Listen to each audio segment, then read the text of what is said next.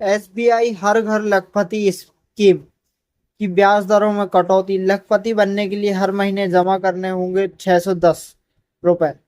देखे इससे जब देखेंगे इससे जुड़ी खास बातें। Hello guys, welcome. मेरा नाम है राजा चौधरी और आज हम देखेंगे हर घर लखपति स्कीम एसबीआई द्वारा लाई गई है। इसमें क्या क्या फायदे हैं, क्या कैसे आप लखपति बन सकते हैं सिर्फ 610 रुपए मंथली जमा करके। तो भारतीय स्टेट बैंक यानी एसबीआई ने हर घर लखपति स्कीम की ब्याज दरों में 0.20% की कटौती की है।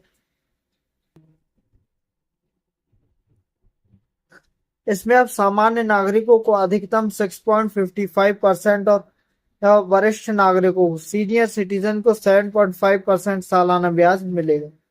हर घर लखपति एक खास रिकरिंग डिपॉजिट आरडी स्कीम है। इस स्कीम के तहत आप हर महीने छोटी छोटी रकम जमा करके 1 लाख या इससे ज्यादा रुपए इंतजाम कर सकते हैं। इसमें 10 साल तक हर महीने 610 रुपए जमा करने पर आपका 1 लाख रुपए का फंड तैयार हो जाएगा। 10 साल में 1 लाख रुपए तैयार हो जाएगा। सबसे पहले समझेंगे आरडी क्या होता है। तो रिकरिंग डिपॉजिट या आरडी बड़ी बचत में आपकी मदद कर सकती है। आप इसका इस्तेमाल गुल्लक की तरह कर सकते हैं। मतलब आप इसमें हर महीने सैलरी आने पर एक निश्चित रकम डालते रहें और इसके मैच्योर होने पर आपके हाथ में बड़ी रकम होगी। हर घर लखपति का मैच्योरिटी पीरियड आमतौर पर 3 साल से 10 साल तक रहता है। यानी आप 3 साल से 10 साल तक के लिए निवेश कर सकते हैं। 3 साल की आरडी पर सामान्य नागरिकों को 6.55% ब्याज मिलता है। अवधि देखें तो 3 साल की अगर अवधि है तो सामान्य नागरिकों के लिए 6.55% और वरिष्ठ नागरिकों के लिए 7.05% का ब्याज दर रहता है। यही अगर 4 साल की देखें तो सामान्य नागरिकों को 6.55 ही मिलता है और वरिष्ठ नागरिकों को 7.05। 5 साल की आयु में देखें तो 5 साल की अवधि में देखें तो 6.30% है और वरिष्ठ नागरिकों को 6.80%। 5, 6, 7, 8, 9 और 10 मतलब 5 साल से लेकर 10 साल की अवधि तक में सामान्य नागरिकों को 6.30% ही ब्याज मिलता है और वरिष्ठ नागरिकों को 6.80% ही ब्याज मिलता है। तो अगर देखें तो 3 साल में 1 लाख जुटाने के लिए हर महीने जमा करने होंगे 2510 रुपए। तो अवधि देखें तो 3 साल और अगर सामान्य नागरिकों को कितना जमा करना होगा तो 2510 रुपए हर महीने जमा करने होंगे। तब 3 साल में 1 लाख रुपए जोड़ पाएंगे। वरिष्ठ नागरिकों को कितना जमा करना होगा तो देखें 2500 रुपीज जमा करने होंगे। 2500 रुपीज मतलब 10 रुपए का फासला। और अगर आप देखें तो आजकल किसी को जमा ही नहीं करना है। मतलब सबको चाहिए जल्दी, सबको जल्दी अमीर होना है, एक रात में अमीर होना है। किसी को भी पेशेंस नहीं है किसी के अंदर, सबको चाहिए जल्दी।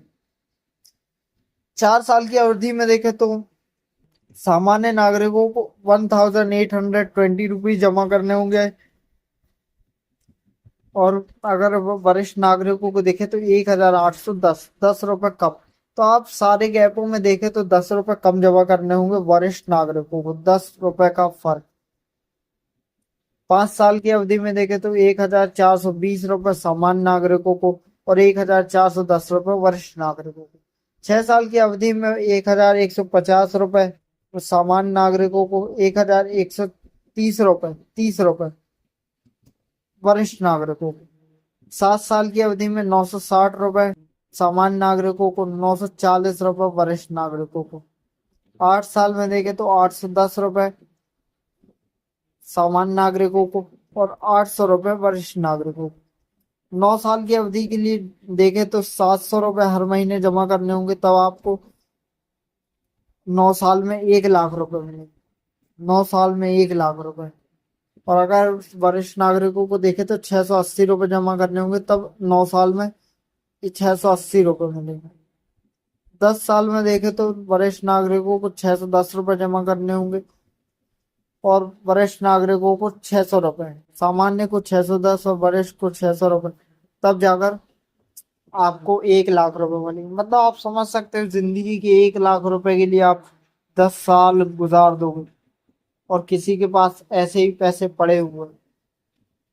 मतलब आप देखो कितना भेदभाव है। एक तरफ देखो तो एक बंदे के नाम पे 3 3 घर, 3 3 कारें, एक घर में 3 3 कारें हैं, 3 3 बाइक, और एक घर ऐसा है जिसके घर में लाइट नहीं है, साइकिल तक नहीं, खुद का घर नहीं है, लोग किराए से रह रहे हैं। कितना भेदभाव है यहाँ, कितनी असमानता है।